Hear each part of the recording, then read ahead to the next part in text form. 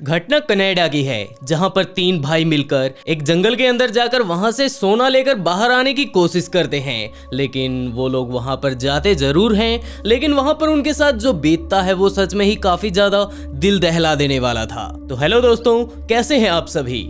मैं हूं नवीन। तो चलिए शुरू करते हैं आज का एपिसोड, जहां पर कनाडा के नॉर्थ वेस्ट साइड में काफी ज्यादा फैला हुआ एक जंगल ही हम लोग जिसे कह सकते हैं, ऐसी एक जगह मौजूद है। ये एरिया काफी ज्यादा बड़ा है। इस बात का अनुमान हम लोग इससे भी लगा सकते हैं कि ये जर्मनी के कुल भाग का लगभग 4 गुना है। और वही बात अगर जर्मनी की आबादी की जाए तो वो लगभग 8 करोड़ से कहीं ज्यादा है। लेकिन वही बात अगर कनाडा के इस हिस्से की जाए तो 4 गुना बड़ा होने के बाद भी इसकी आबादी कुल 50 से 60 हजार के बीच है। ये जंगल या फिर हम कहें ये इलाका काफी ज्यादा खतरनाक है, जहां पर अगर कोई अनुभवी व्यक्ति जाता है तो उसके लिए भी ये काफी ज्यादा खतरनाक है। और बात अगर किसी आम इंसान की जाए तो उसके बारे में आप लोग सोच ही सकते हैं, क्योंकि ये वो इलाका है जहां पर जाने से हर कोई व्यक्ति डरता है, क्योंकि उसके अंदर काफी ज्यादा अजीबोगरीब चीजें मौजूद हैं। और उनमें भी मुख्य तौर पर नहानी वैली, जो कि उस नॉर्थ वेस्ट साइड के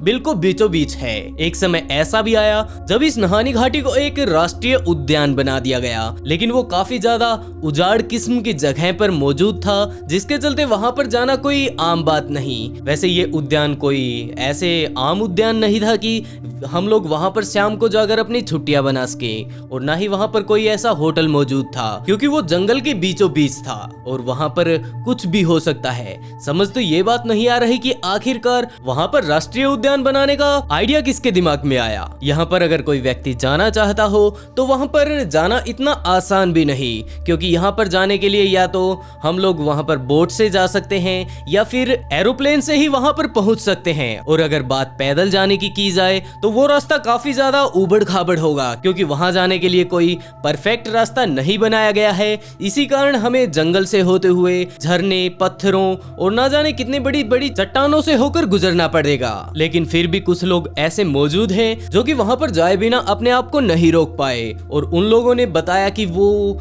जगह सच में ही काफी ज्यादा खूबसूरत है। और बात वहां के अगर व्यू की जाए तो वो सच में ही काफी ज्यादा दिल छू जाने वाला है, क्योंकि वहां पर मौजूद जो वहां की हवा है, वहां का पानी है, वहां पर जो दिखने वाला व्यू है वो सच में ही दिल छू जाने वाला है। हम लोग बात करें तो वो एक ऐसी जगह है जहां पर आज तक इंसानों ने कभी जाकर किसी तरह की कोई छेड़खानी नहीं की, और इसी कारण वहां पर किसी तरह का कोई प्रदूषण भी नहीं है। लेकिन वहीं बात अगर वहां पर रहने वाली कुछ आदिवासी ट्राइब्स की जाए तो उनका कहना है कि ये जंगल काफी ज्यादा गहरा है, और उससे भी ज्यादा गहरी है इसके अंदर मौजूद रहस्य, क्योंकि यहाँ पर कुछ न कुछ अजीबोगरीब घटनाएं घटती रहती हैं। और यही कारण है कि वहां पर मौजूद काफी सारी ऐसी जनजातियां हैं जो कि रातों रात पता नहीं कहां पर गायब हो गई।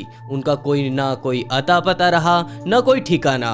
जब उनके बारे में तलाश किया गया तो यही पता चला कि वो एक रहस्यमयी तरीके से गायब हो गई। उनका ना तो कोई एक आधा वंशज बचा है और ना ही कोई उनका नामो निशान। यही कारण है कि ये वैली अपने आप में काफी ज्यादा रहस्यों से भी भरी थी कि आखिरकार इसके अंदर हो क्या रहा है। अगर हम लोगों को इस वैली के अंदर जाना है और हम लोग अगर पानी वाला रूट पकड़ते हैं, यानी कि अपनी नाव लेकर वहां पर जाते हैं, तो वहां पर पहुंचने के लिए यानी कि उस वैली तक पहुंचने के लिए हमें 4 रास्तों को कवर करना होगा, जिसका नाम है 4th canyon, 3rd canyon, 2nd canyon और 1st कैनियन। जिसके बाद हम लोग नहानी वैली में पहुंच जाएंगे। और अगर हम नहानी वैली तक पहुंचते हैं तो सबसे पहले हमें 4th कैनियन से अपना रास्ता शुरू करना होगा, और जैसे जैसे हम लोग उस नहानी वैली के करीब पहुंचते जाएंगे तो 4th, 3rd, 2nd और 1st कुछ इस तरह से हम लोग उसके पास पहुंचेंगे। और उसके बाद टाइम आया 1904 का, जब 3 भाई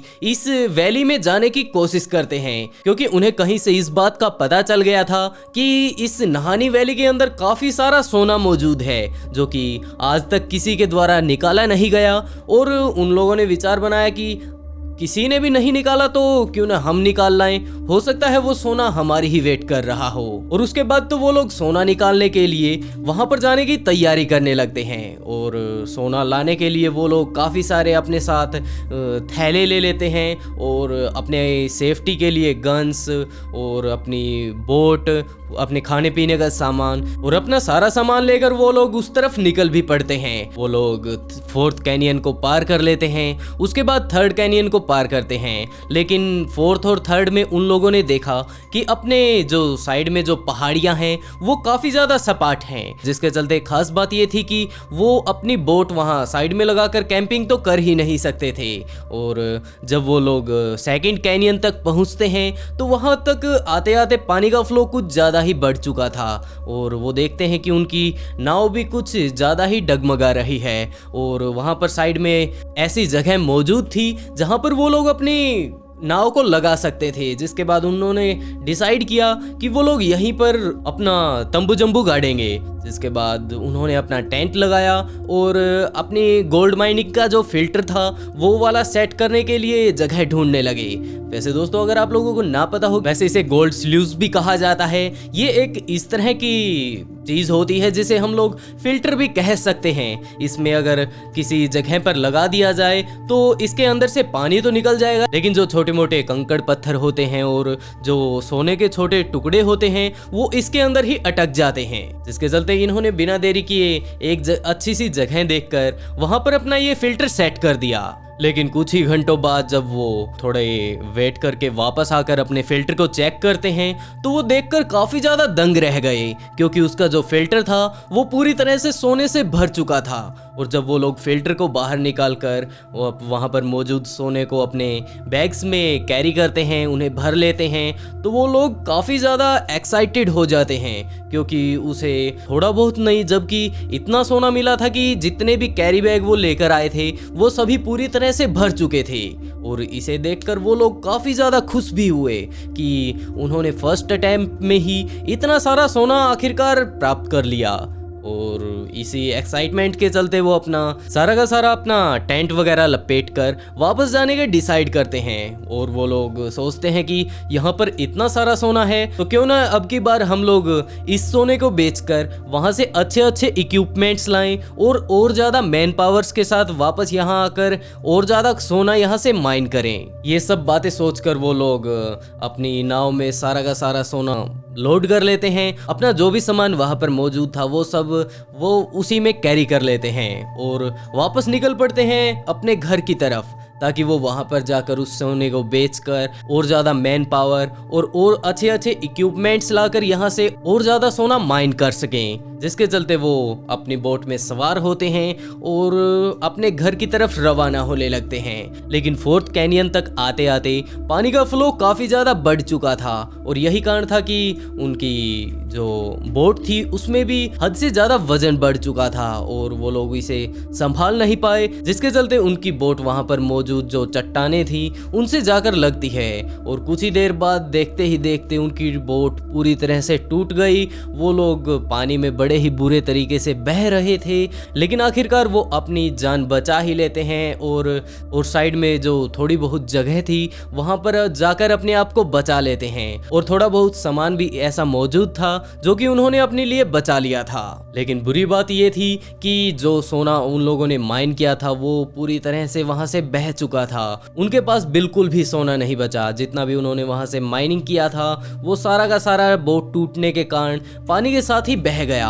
इसे देखकर वो सभी भाई काफ़ी ज़्यादा निराश होते हैं और वो सोचते हैं कि इतना मतलब हमारे पास सोना था, लेकिन कुछ ही देर बाद हम लोग बिना सोने वाले रह गए। तो उन्होंने कहा कि हम लोग वापस वहीं पर जाएंगे और ज़्यादा नहीं तो थोड़ा बहुत सोना सही हम लेकर जरूर जाएंगे। जिसके चलते वो वहीं पर मौजूद पेड़ों को काटने लगते हैं और अपने लिए एक हैंडमेड बोट बनाने लगते हैं। और कुछ ही देर बाद उनकी मेहनत रंग लाई, जिसके चलते उनकी बोट तैयार हो गई और वो लोग उस बोट में बैठकर फिर से उसी जगह पर जाते हैं जहां से उन लोगों ने सोना निकाला था। और वहां पर जाकर वो लोग अपने फिल्टर को फिर से वहां पर लगा देते हैं। लेकिन दुख की बात ये थी कि अब की बार उन्हें बिल्कुल भी सोना नहीं मिला। वो लोग बड़े ही बुरे तरीके से निराश हुए और बेकार सा फेस लेकर वो अपने शहर वापस आ गए। लेकिन वापस आकर उन लोगों ने इस बात पर डिस्कशन करना शुरू कर दिया कि अगर हमारे पास अच्छी बोट होती तो हम लोग कुछ भी कर सकते थे। लेकिन उनका जो बड़ा भाई था जिसका नाम चार्ली था, वो कहता है कि हमें एकदम से इस तरह नहीं जाना चाहिए। हम लोग पिछली बार भी गए थे लेकिन हमारे हाथ आया हुआ सोना ही वापस चला गया, जिसके चलते हम लोगों को कुछ दिनों तक प्लानिंग बनानी चाहिए और इतना सोना निकाल कर लाना है। इसके लिए एक परफेक्ट टाइमिंग और परफेक्ट प्लान की बहुत ज़्यादा ज़रूरत होगी, जिसके चलते उसके छोटे वाले भाई बोलते हैं कि हम लोग प्लानिंग अगली बार करेंगे, अब की बार हम थोड़ा बहुत सोना तो वहाँ से लेकर ज़रूर आएंगे। जिसके चलते वो छोटे वाले दोनों भाई बोलते हैं कि आप एक परफेक्ट प्लानिंग बनाइए, हम लोग अगली बार चलेंगे, लेकिन बात अगर अब की जाए तो हम लोग तो जाने वाले हैं। तो उसके बड़े भाई ने कहा कि ठीक है, मैं तुम लोगों के साथ पहले भी गया हूँ लेकिन मुझे वहाँ पर किसी भी तरह का कोई खतरा तो दिखाई नहीं दिया कि तुम्हें वहाँ पर नहीं जाना चाहिए। जिसके चलते वो दोनों भाई और उनका एक और दोस्त अब की बार फिर से वो तीनों मिलकर वहाँ पर सोना निकालने के लिए जाने लगते हैं। अब की बार जाने से पहले उसके भाई ने कहा कि हम लोग वहाँ पर और आगे जा सकते हैं और वहाँ पर जाकर इन्वेस्टिगेशन करेंगे कि आखिरकार ये सोना आ कहाँ से रहा है, क्या वहाँ पर कोई सोने की खान है जहाँ से ये सारा सोना कट कट कर वहाँ नदी में बह रहा है। तो हो सकता है हमें काफ़ी दिन लग जाएं या फिर हो सकता है काफ़ी सारे महीने लग जाएं, जिसके चलते अगर आप लोगों को चिंता हो तो ज़्यादा टेंशन मत लीजिएगा।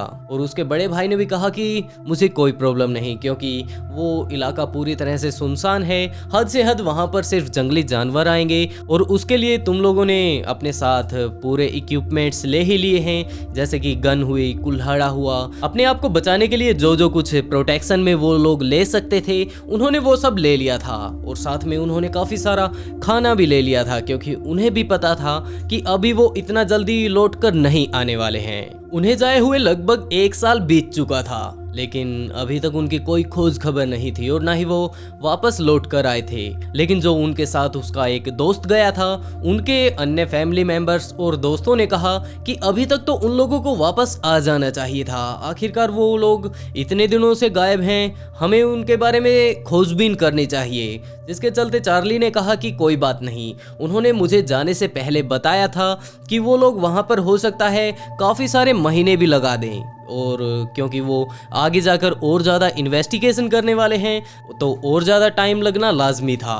जिसके चलते उसने इतना ज़्यादा गौर नहीं किया। लेकिन देखते ही देखते लगभग 1.5 साल बीत चुका था और उसके बाद तो चार्ली को भी चिंता होने लगी। जिसके बाद चार्ली ने और जो वो उसके साथ गया हुआ दोस्त था, उसके अन्य फैमिली मेंबर्स और दोस्तों ने मिलकर ये ठाना कि हम लोग जाकर चेक करेंगे कि आखिरकार वो लोग अभी तक लौट कर क्यों नहीं आए। और यही चलता रहता है। जिसके बाद वो लोग वहाँ जाने की अपनी ओर से पूरी तैयारी करते हैं और अब की बार वो लोग पूरी टीम बनाकर वहाँ जाते हैं, जिसमें वो लोग अपने सभी इक्विपमेंट्स, अपनी सेफ्टी के, अपने खाने के और अपने मतलब टेंट वगैरह या फिर बात अगर सोने के बिस्तर की जाए तो वो पूरी तरह से प्रिपेयर होकर वहाँ पर जाने लगते हैं। वो लोग जब 4th कैनियन से आगे बढ़ते हैं, 3rd कैनियन तक पहुँचते हैं और आगे बढ़ते हैं तो वो देखते हैं कि वो दीवारें अभी भी चल रही हैं जो पिछली बार बिल्कुल सपाट खड़ी थी। लेकिन जैसे ही वो 2nd कैनियन के आसपास पहुंचते हैं और उससे आगे चलने लगते हैं तो वो देखते हैं कि यहाँ पर काफ़ी ज़्यादा सन्नाटा छाया हुआ है और यहाँ पर इन पहाड़ों के साइड में, जो कि नदी के बिल्कुल साइड में जो पहाड़ बने हुए थे, उनके ऊपर अजीबोगरीब गुफाएं भी मौजूद थी। इस बात का बिल्कुल भी किसी को अंदाजा नहीं था कि आखिरकार इन गुफाओं का यहाँ पर क्या तालमेल हुआ, क्या यहाँ पर किसी तरह की कोई ट्राइब रहती है या फिर कोई जंगली जानवर।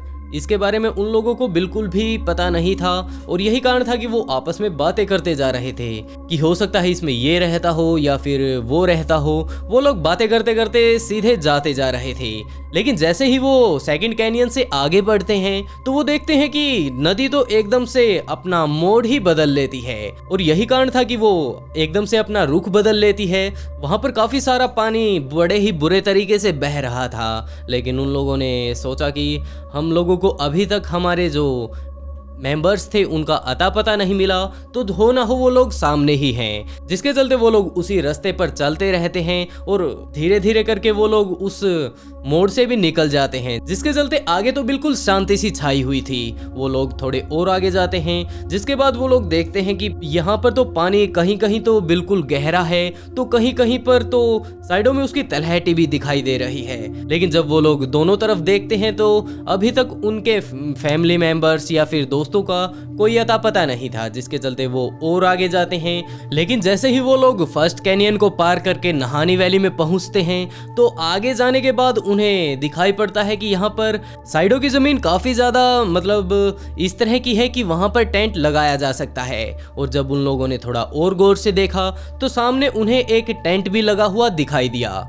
जिसके बाद उसके भाई ने अंदाजा लगाने में बिल्कुल भी देरी नहीं लगाई कि हाँ हो ना हो ये हमारे वाले मेंबर्स का ही टेंट है, क्योंकि यहाँ पर ये कोई पार्क नहीं है कि हर कोई व्यक्ति आकर यहाँ पर टेंट लगाएगा और पिकनिक मनाएगा। हो ना हो यहाँ पर आने वाले वही लोग हैं जिन्हें हम लोग जानते ही हैं। जिसके बाद वो लोग अपनी नाव को किनारे पर लगाकर वहां से उतरते हैं और अपना सारा सामान उतार कर वहां पर जाने की कोशिश करते हैं। लेकिन जब वो लोग टेंट के करीब पहुंचने ही वाले थे तो उन्हें इस तरह की एक बदबू आती है जैसे कि वहां पर कोई जानवर मरा पड़ा हो।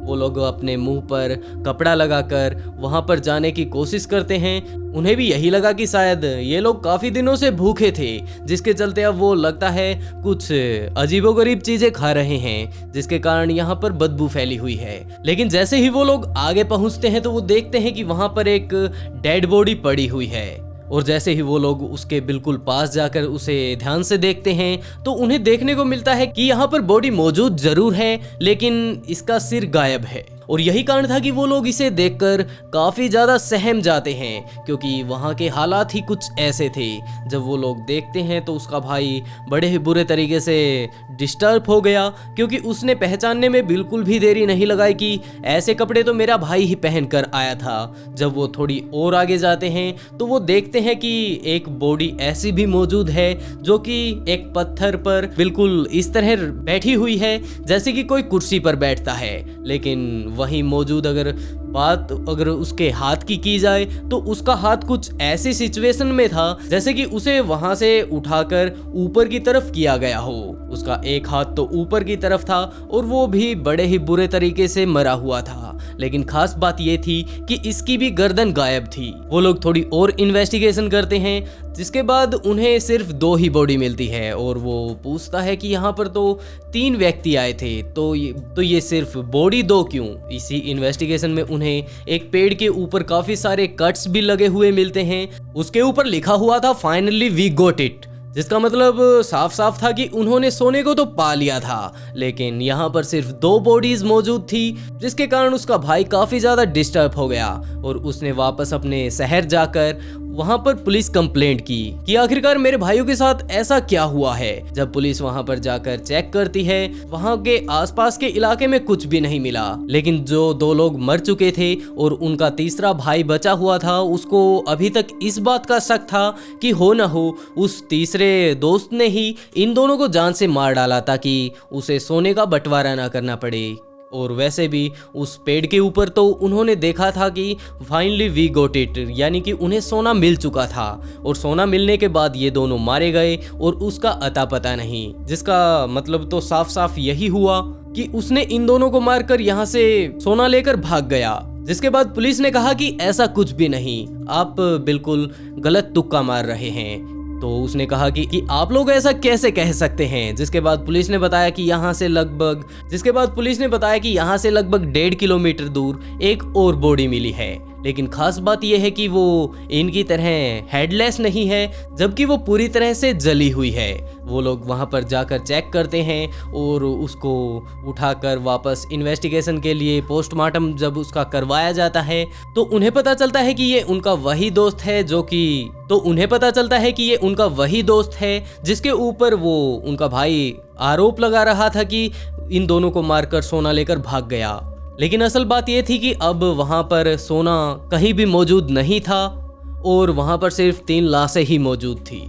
जब पुलिस उन दोनों की डेड बॉडीज वापस लेकर आई तो पुलिस ने रिजल्ट यही बताया कि हमें छानबीन से सिर्फ इतना पता चला है कि हो ना हो वहाँ पर कोई इनके अलावा चौथा व्यक्ति मौजूद नहीं था, और यही कारण है कि हो सकता है ये भूख से मारे गए हों, जिसके बाद इनकी जो गर्दन गायब है वहाँ पर मौजूद जंगली कुत्तों ने उन्हें अपना शिकार बना लिया हो। लेकिन उनका भाई इस बात को मानने के लिए तैयार ही नहीं था, क्योंकि उसका कहना था कि जो मेरे दोनों छोटे भाई थे वो काफ़ी ज़्यादा एक्सपर्ट थे इस तरह की जगह पर घूमने के, और ऐसे जगह पर अपने आप को सरवाइव करवाने के लिए या फिर जिंदा रखने के लिए क्या कुछ खाना चाहिए, किस तरह की नेचर में रहना चाहिए, रात किस तरह गुजारी जाती है, ये सब वो लोग अच्छी तरह से जानते थे। तो वो भूख से मर जाएं तो ऐसा तो हो ही नहीं सकता। लेकिन जैसे ही ये सब बातें उनके समाज में यानी कि उसके शहर में फैलने लगती है तो दो तरह के लोग सामने आते हैं, जिनमें एक तो यही मानते हैं कि पुलिस ने एकदम बढ़िया वाला केस सोल्व किया है और बिल्कुल वो लोग भूख के कारण मारे गए। लेकिन उनके ओपोजिट कुछ लोग ऐसे भी सामने आए जिन्होंने कहा कि कुछ समय पहले काफ़ी सारे लोगों का दावा था कि यहाँ पर मौजूद आदिवासियों ने बताया है कि ये जंगल काफ़ी ज़्यादा गहरा है और उससे भी गहरे हैं इसके अंदर के मौजूद रहस्य। तो हो सकता है उन रहस्यों में से ही किसी ने इन्हें अपना शिकार बना लिया हो, जैसा कि ये मौतें भी रहस्यमयी ही बन गई हैं। और यही कारण था कि उस नहानी वैली का नाम बदलकर उन लोगों के द्वारा valley of the without man head रख दिया गया। ये घटना कुछ ही दिनों बाद सभी लोगों द्वारा भुला दी गई। लेकिन 1913 आते आते मार्टिन नाम का एक ऐसा व्यक्ति भी सामने आया जिसने कहा कि मैं नहीं मानता कि वहाँ पर किसी तरह का कोई भूत या फिर वो जो बोलते हैं कि घाटी जितनी गहरी है और वो बला बला जो भी उन लोगों की मान्यता है, मैं वो सब नहीं मानता। मैं सिर्फ उस सोने को जानता हूँ जो कि वहाँ पर मौजूद है, और वो एक इस तरह का मेटल है जिसकी आज बाजार में काफ़ी ज़्यादा कीमत है, तो मैं उसे तो लेने ज़रूर जाऊंगा। मैं इन सब बातों पर विश्वास नहीं करता कि वहाँ पर किसी तरह का कोई जानवर रहता है या फिर उनके साथ जो भी घटा हो। मैं बस पूरे इक्विपमेंट्स साथ लेकर जाऊंगा अपनी सेफ्टी के, और वहाँ से सारा सोना निकाल कर वापस आऊँगा। जिसके बाद उसने अपनी एक टीम बनाई और टीम को बताया कि वहाँ पर सोना निकालने में काफ़ी ज़्यादा टाइम लगता है। मैं नहीं चाहता कि तुम लोग भी मेरे साथ चलो, मैं बस आप लोगों को यही कहना चाहता हूँ कि अभी सर्दियाँ चल रही हैं, मैं वहाँ पर जाऊँगा और वहाँ पर जाकर काफ़ी सारा सोना इकट्ठा कर लूँगा, और तुम लोग जैसे कि 4th कैनियन, 3rd कैनियन और इस तरह के 4 जो कैनियन थे, तुम इनमें से मुझे 2nd कैनियन पर गर्मियों के इस दिनों में मिलना। तो उन्होंने कहा कि ठीक है, लेकिन इसके लिए तुम्हारा प्लान क्या है? तो उसने उन्हें कहा कि तुम लोग गर्मियों के इस दिनों में वहां पर काफी सारे बैग्स और मैन पावर लेकर आ जाना, जिसके बाद मैं तुम्हें वहीं आकर मिलूंगा, और उसके बाद हम सभी लोग वहां जहां पर मैंने सोना इकट्ठा कर रखा होगा वहां पर जाएंगे, सारा सोना अपने बैग्स में भरेंगे और वापस शहर में आकर माला माल हो जाएंगे।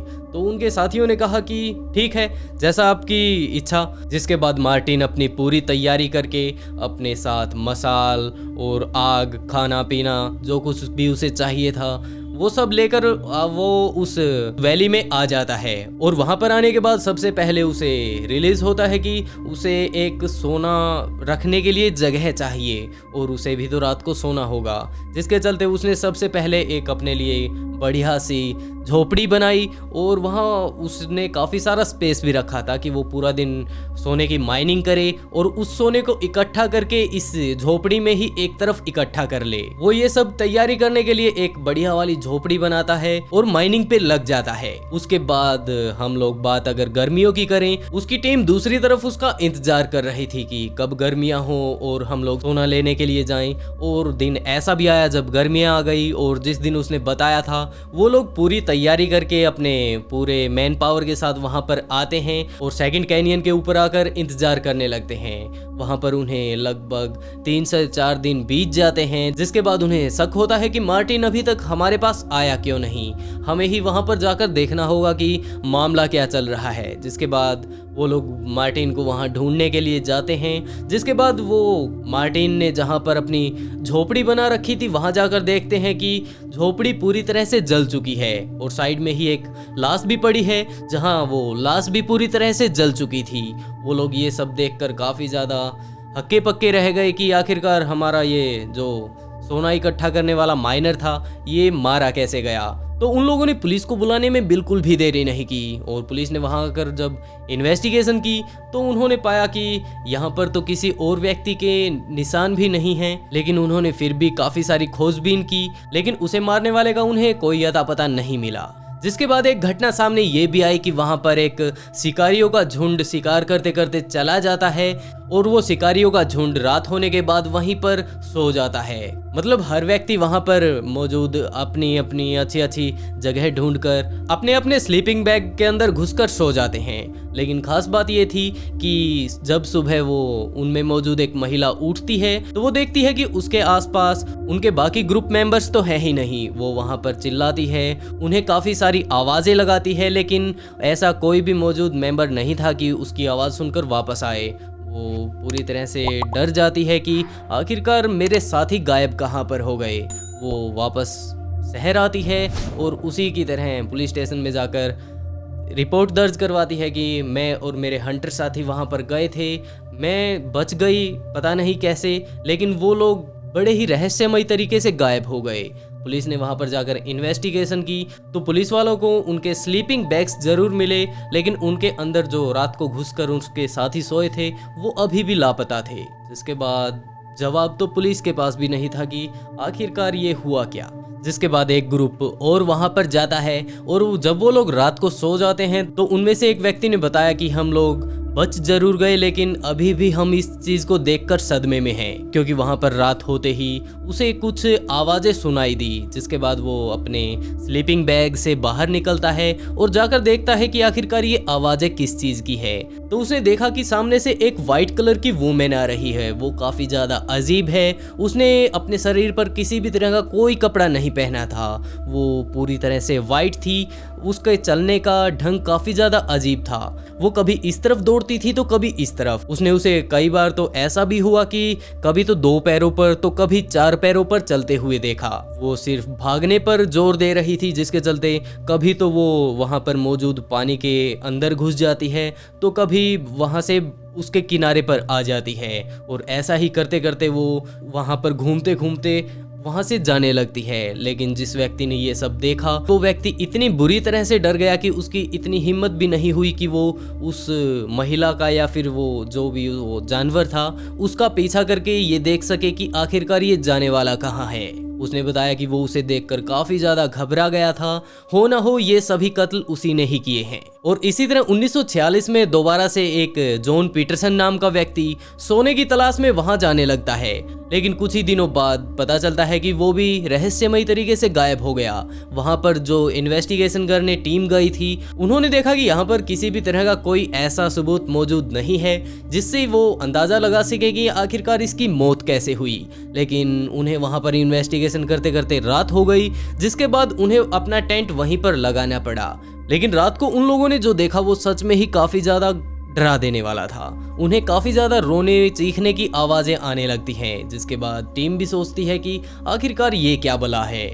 और उन लोगों ने वापस आकर अपने जो सबूत पेश किए और उन्होंने बताया कि ये क्रिएचर हम लोगों ने देखा। तो सरकार भी समझ गई कि वहाँ पर हो ना हो काफ़ी ज़्यादा खतरनाक चीज़ मौजूद है, जिसके चलते सरकार ने एक टाइम में जो नेशनल पार्क वहां पर बनाया था उसे पूरी तरह से बंद कर दिया और वहां पर जाने के लिए आम लोगों के लिए भी प्रतिबंध लगा दिया, क्योंकि सरकार नहीं चाहती थी कि किसी भी तरह का कोई व्यक्ति अपनी जान जोखिम में डालकर एक ऐसी जगह पर किसी भी खोजबीन या फिर किसी भी तरह के सोने के लालच में मारा जाए। और उसके बाद तो सरकार ने जो कुछ किया आप लोग जानते ही हैं। वैसे दोस्तों आप लोग इस क्रिएचर के बारे में क्या कहना चाहेंगे कमेंट बॉक्स में जरूर बताइएगा। और ऑफबीट पर पहली बार आए हैं तो ऐसी ही रोमांचक वीडियो देखने के लिए इसे सब्सक्राइब जरूर कर लें। तो दोस्तों बहुत जल्द मिलते हैं एक और नई रोमांचक वीडियो के साथ।